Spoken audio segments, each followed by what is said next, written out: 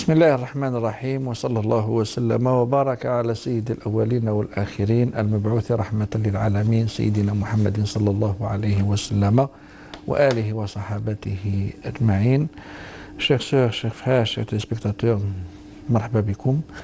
Merci d'être au rendez-vous de votre émission Vie religieuse, de nous rejoindre sur le canal Algérie. Merci Dr Djouhri d'être parmi nous comme toujours pour répondre aux questions de nos chers téléspectateurs. Marhaba bik Dr Djouhri. Allah yassalmik Maître Migari, toujours ravi J'espère que vous allez bien. vous, Inch'Allah, alhamdulillah. Et Ouais. nous nous excusons auprès de nos chers téléspectateurs aujourd'hui. Nous n'allons pas ouvrir la ligne téléphonique parce que nous allons consacrer ce numéro pour les questions qui nous sont parvenues par email et sont tellement nombreuses les questions. Donc d'un temps à un autre, on consacre un numéro pour répondre aux questions qui nous sont parvenues par email. Oui. L'email c'est avisreligieux@gmail.com. Les religieux, tout attaché en Tout minuscule. attaché, bien sûr. La première question, Dr Djouhri. Oui. Salam alaikum. Alaikum Je salam. vous remercie tous deux pour votre émission et les conseils avisés que vous dispensez chaque dimanche. De rien. Ma question concerne la zakat al-mal et ses destinataires. Pouvez-vous rappeler les catégories de personnes pouvant la recevoir, s'il vous plaît? J'ai le sentiment que l'argent ne va pas toujours aux plus pauvres. Par exemple, ma mère donne sa zakat aux membres de sa famille qui ont moins d'argent qu'elle. Alors même que ces personnes dépassent le nisab Oula. et paient aussi la zakat. Non. Comme si le plus important était que l'argent reste dans la famille. Quand je lui fais la remarque, elle répond qu'il faut d'abord aider ses proches ou sa proche famille avant d'aider les autres. Or, je pensais que le fait de dépasser le nisab signifie qu'on était suffisamment riche. C'est vrai. Pourriez-vous nous éclairer sur cette question, s'il vous plaît? Inch'Allah, effectivement. Bismillah, wassalatu wassalamu ala rasulillah wa ala alihi wa sahbihi wa man wala. Chers frères et sœurs, salam alaykum wa rahmatullahi ta'ala wa barakatuh. Comme a précisé cette personne qui a posé la question, oui, le fait d'être parmi ceux qui ont déjà dépassé Nisab, le Coran, ça veut dire que cette personne-là qui a dépassé le Coran est considérée comme étant, on va dire, entre parenthèses, satisfaite, on va dire. Si on peut dire aussi riche. Voilà. Parce que c'est le seuil de la richesse. Quand on atteint le Coran, on est considéré riche. Du moment qu'on est considéré riche, normalement, on n'a pas le droit de recevoir la zakat al-mal. Et Allah subhanahu wa ta'ala a précisé dans le Coran, dans la sourate de Tawbah, les 8 bénéficiaires, les 8 catégories, on va dire, les 8 catégories bénéficiaires de la zakat, en disant إنما الصدقات للفقراء والمساكين والعاملين عليها والمؤلفة قلوبهم وفي الرقاب والغارمين وفي سبيل الله وابن السبيل فريضة من الله. C'est-à-dire c'est une répartition attribuée par Allah subhanahu wa ta'ala lui-même. C'est lui qui sait tout et qui place toute chose à sa place. Wallahu alimun hakim. D'ailleurs, c'est comme ça qu'il a terminé ce verset-là. Et parmi ceux qui sont dans la nécessité, on va dire directement, il y a 3 des 8 bénéficiaires, al-fuqara ou al-masakin et al-gharimin. Et on peut rajouter aussi Ibn Sabil quand il n'a pas de quoi continuer son voyage.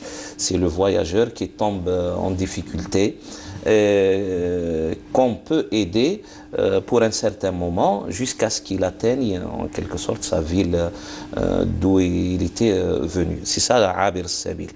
Et le fuqara ou le masakin, ce sont les nécessiteux qui n'ont pas de source de financement ça veut dire qu'ils sont vraiment sous le seuil de la pauvreté, ils n'ont aucune ressource financière. Et ceux aussi qui ont une source financière mais qui ne leur suffit pas pour subvenir à tous les besoins nécessaires de la vie digne. Quelqu'un qui a peut-être une paye et puis il a une famille nombreuse, il n'arrive pas à vivre aisément, sans difficulté, etc. Celui-là, on peut l'appeler el-miskin. Celui qui n'a aucune ressource, c'est ça qu'on appelle el-faqir. Alors, il y a le pauvre, voilà, qui n'a pas de ressources, ou un autre pauvre qui a une ressource financière, mais qui ne subvient pas aux besoins nécessaires d'une vie digne. Et le gharimin, c'est celui qui a déclaré soit faillite par rapport à un événement quelconque survenu au cours de la vie. Peut-être qu'il est agriculteur, peut-être qu'il est marchand, et puis il y a un événement qui se passe qui le pousse à vivre dans une certaine difficulté. Il n'arrive plus à, on va dire, à submerger ou sur un état aisé. On peut l'aider pour reprendre confiance en soi et redevenir ce qu'il a été auparavant parce qu'il a une certaine connaissance. Ou celui qui a été lourdement voilà, qui a été lourdement endetté et qui porte un grand fardeau d'endettement, de dette, et qui ne peut plus subvenir aussi à cette circonstance-là. C'est-à-dire il est dans la difficulté totale pour rembourser ses dettes. Et puis les autres catégories de bénéficiaires sont un peu spéciales quand Allah subhanahu wa ta'ala nous parle de l'amilin aliha, lorsque on va dire l'instance de l'aumône obligatoire, zakat, sera une institution à part entière qui a besoin d'ouvriers, qui a besoin de fonctionnaires, soit des fonctionnaires abondants, soit des fonctionnaires saisonniers, etc., pour ramasser et faire la quête de la zakat, et puis aussi pour la redistribuer. Là, on parle d'une instance, d'une institution à part entière qui peut se prendre en charge elle-même pour s'en occuper du rite de l'aumône obligatoire. Elle a besoin d'ouvriers, de fonctionnaires, etc. Et ils vont recevoir leur paye, entre parenthèses, de la zakat. Quand la zakat va créer des milliers, peut-être dans un pays comme l'Algérie, peut créer par cette instance-là, cette institution-là, à elle seule, elle peut créer des milliers peut-être de postes d'emploi. C'est la janib al-tanmawi. Voilà, c'est ça. Non, mais par rapport à cela, à la question... il faut qu'on mette la lumière sur un détail. Oui. La priorité du proche par rapport à la zakat. D'accord. Quand est-ce? Il faut d'abord qu'il soit nécessiteux. Lorsqu'on a de nécessiteux, et là, au sein de notre proche, famille,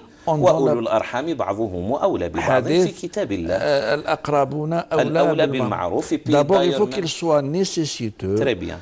Là, il a la priorité par rapport à notre nécessité. Très bien, j'allais le dire parce que j'ai fait cette introduction-là pour répondre à la question de la personne qui nous a envoyé cette question. C'est que si le proche, et parmi ces nécessités-là dont on a parlé, c'est-à-dire le gharimin, peut-être Ibn Sabil, peut-être... Qu'il soit parmi les catégories citées par le verset. Voilà. S'il est parmi les catégories citées par le verset coranique, là, il a la priorité de recevoir cette aumône-là obligatoire. Et ça sera pour celui qui va s'en acquitter une double récompense, Inch'Allah, parce que le prophète alayhi salam a été interrogé par un compagnon en disant au prophète, qu'est-ce que vous diriez-vous si je mets ma zakat dans mes proches, ou parmi mes proches? Ya Rasulallah, ara'ayta sadaqati ada'uha fi qarabati. Et le prophète alayhi salam a répliqué en lui disant hiya thintan, c'est-à-dire elle sera doublement récompensée. Elle aura cette personne-là aura une double récompense. Hiya thintan silatun wa sadaqa, c'est-à-dire une honoration, on va dire des liens de parenté. Pour cela, il aura une récompense. Et l'accomplissement du rite de aussi, l'aumône docteur Djouri, même étant proche nécessiteux, il faut qu'il ne soit pas parmi ceux de la descendance ou de l'ascendance. Ceux dont nous avons l'obligation de la prise en charge. Très bien. Alors, quelqu'un qui a une descendance qui est en pleine difficulté, normalement, bon, la plupart des savants de l'islam disent que, normalement, cette personne-là, on doit l'aider avec notre capital. C'est-à-dire, pas ce qui reste du capital, la marge de l'aumône obligatoire. Très bien. La descendance ou l'ascendance. Là, dans le cas où la personne qui s'en acquitte de l'aumône obligatoire n'est pas une femme, car la femme, elle n'a pas d'obligation de nourrir ou de subvenir aux besoins nécessaires de la vie à quiconque. Voilà, même ses parents. La deuxième question, docteur Djouri. Je suis une femme qui habite dans la région lyonnaise. Je me suis mariée il y a 9 ans à un Algérien qui a refusé d'inscrire notre mariage à l'état civil. C'est un problème. Ouais. On a fait le Fatha et on a vécu ensemble plus de 5 ans. Voilà. On a eu un enfant qu'il a reconnu sans problème. Oui. Puis on s'est séparés sans qu'il prononce le divorce suite à des problèmes. Oui. Maintenant, après 4 ans, le père de mon enfant veut qu'on se remette ensemble. Oui. Est-ce possible religieusement parlant? Et si oui, a-t-on besoin d'un nouvel acte de mariage? Docteur Djouri n'a pas prononcé, il n'a rien prononcé. Alhamdulillah qu'il n'a rien prononcé, c'est une séparation, bien sûr, mais on ne peut pas le considérer comme étant un divorce qui sépare.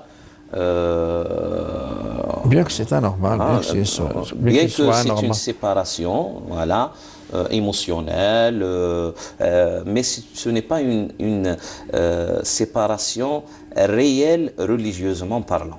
Parce qu'il n'a pas prononcé. Parce qu'il n'a pas prononcé le divorce. Mais même s'il avait l'intention. Allahu a'lam, il faut l'interroger là.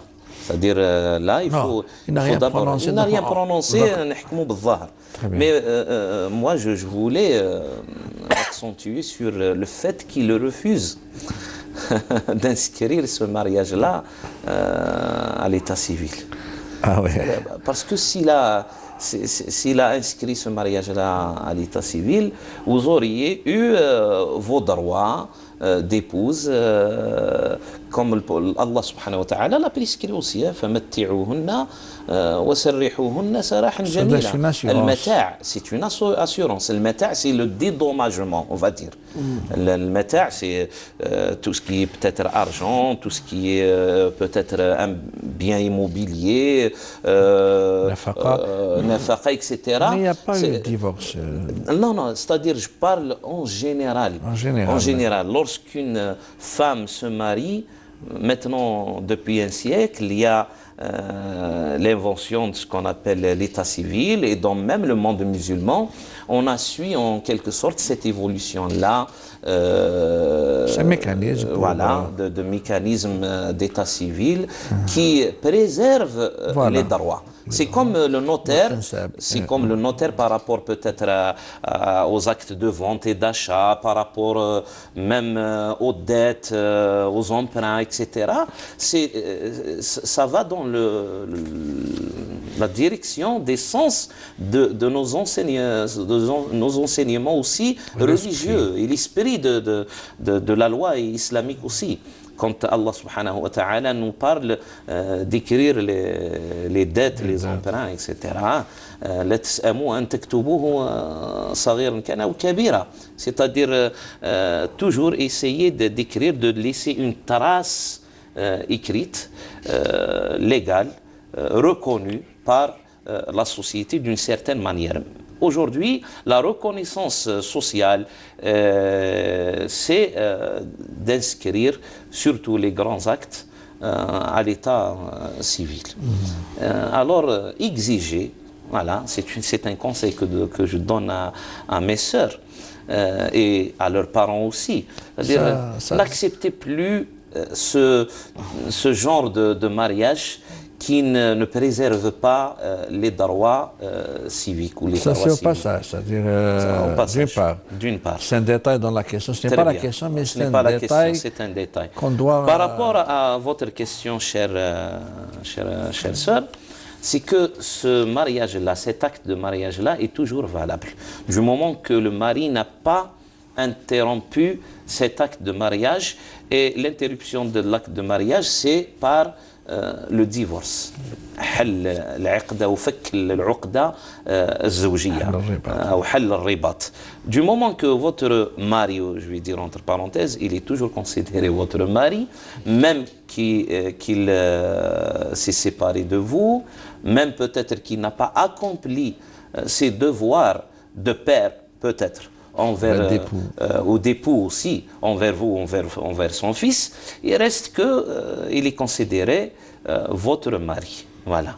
Alors vous pouvez reprendre la vie conjugale le plus normalement du monde, du moment qu'il n'a pas prononcé l'acte de divorce, il n'a pas prononcé le divorce. Vous n'avez pas besoin d'un nouvel acte de mariage. Mais essayez de... je ne vais pas compliquer les choses. Peut-être qu'il a l'intention, peut-être le conseil va bousiller un petit peu votre reprise de vie commune. Mais quand même, je parle généralement. Je parle généralement pour que la femme et les enfants, bien sûr... Il faut qu'on sache une chose, docteur Djouri. On est appelé religieusement à l'inscrire à l'état civil. Voilà. C'est pour préserver les droits. Religieusement parlant, on est appelé, incité à inscrire cet acte à l'état civil. Très bien. Pour que les choses soient claires là-dessus. Troisième question, docteur Djouri. Salam alaikum, c'est Souhila de Bijaya. J'étais enceinte, mais j'ai avorté mon fœtus la semaine passée. Je suis restée à la clinique pendant 2 jours. C'est une grossesse arrêtée à 8 semaines. À 8 semaines. 2 mois, on va dire. 2 mois, voilà. Oui. À partir de ce jour, jusqu'à présent, je ne fais pas mes prières. Le sang saigne encore. Dois-je passer mes prières? C'est-à-dire accomplir. Accomplir, c'est-à-dire ou non. Avant l'avortement, je saignais pendant 5 jours et pendant, je priais. Et j'avais des rapports avec mon mari. Est-ce que je dois refaire les prières? Non. D'abord pour l'après-avortement et l'avant-avortement. Pour l'avant-avortement, il n'y a pas de souci. Votre, Inch'Allah, prière est valable. Même les rapports avec votre mari sont légaux.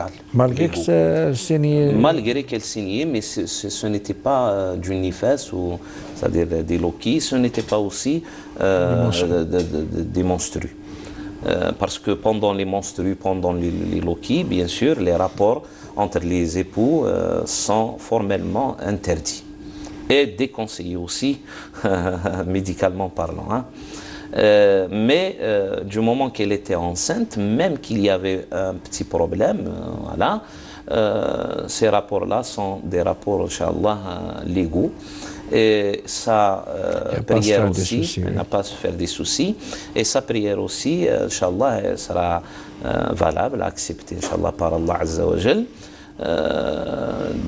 Si elle faisait bien sûr attention à faire ses ablutions comme il le fallait et à accomplir la prière comme il se doit, bien sûr, en dehors des moments de saignement, on va dire. Voilà. Après, Après votre, l'avortement. voilà, après votre avortement, du moment que cet avortement-là s'est introduit pendant les 4 premiers mois de grossesse. Ça, c'est l'avis de notre école juridique, hein, malikite. Et précisément les 2 mois, le premier. Non, non, surtout avant les 4 mois.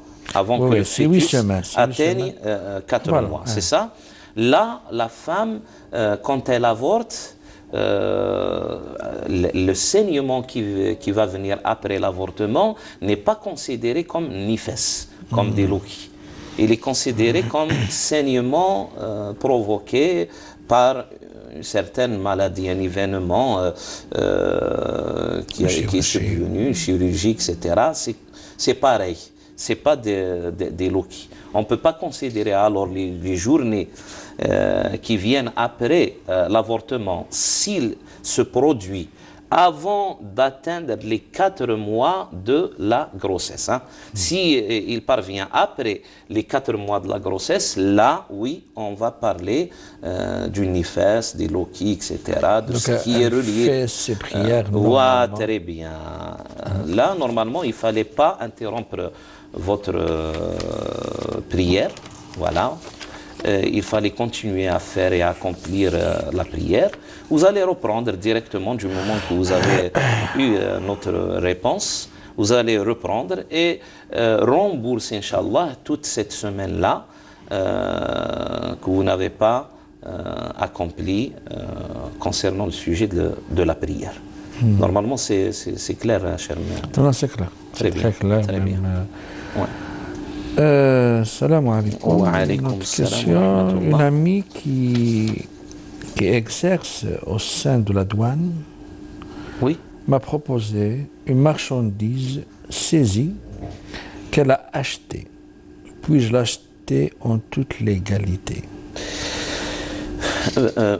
Oui, apparemment, oui. Du moment peut-être qu'elle a été achetée par votre ami, comme vous le dites, elle a été achetée légalement. Voilà, Voilà. C'est le point déterminant. Hein. le détail important. Le détail important. Si cet ami-là s'est acquis cette marchandise d'une manière illégale, voilà, hein, rusée, etc.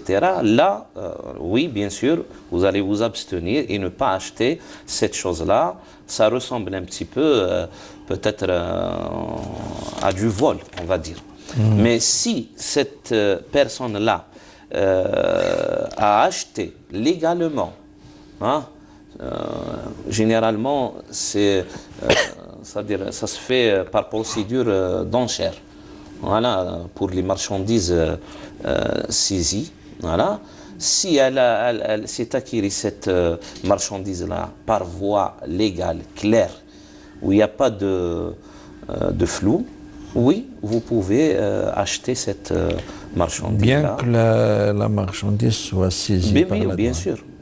Mais elle est saisie, après elle est proposée aux enchères, et n'importe qui peut postuler pour l'acheter. Légalement. Légalement, voilà. Légalement. Ouais. Oui. Une autre question, docteur Djouri, c'est par rapport à la zakat.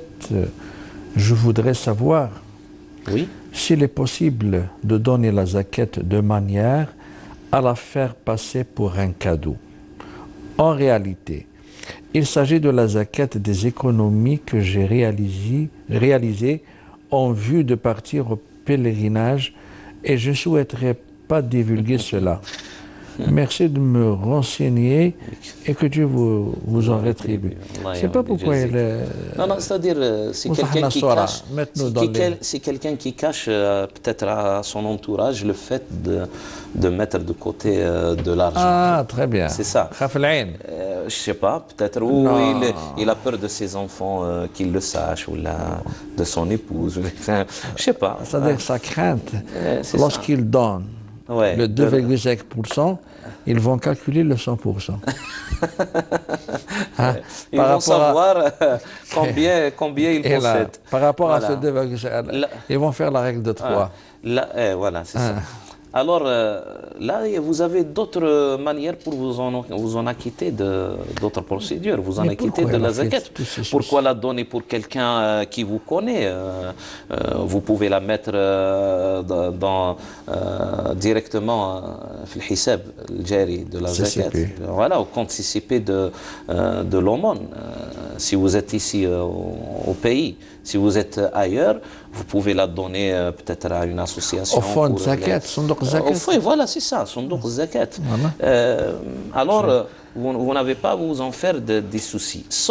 Il a compliqué la chose. Sauf que peut-être vous trouvez qu'il y a une personne dans votre entourage qui en a vraiment, vraiment besoin.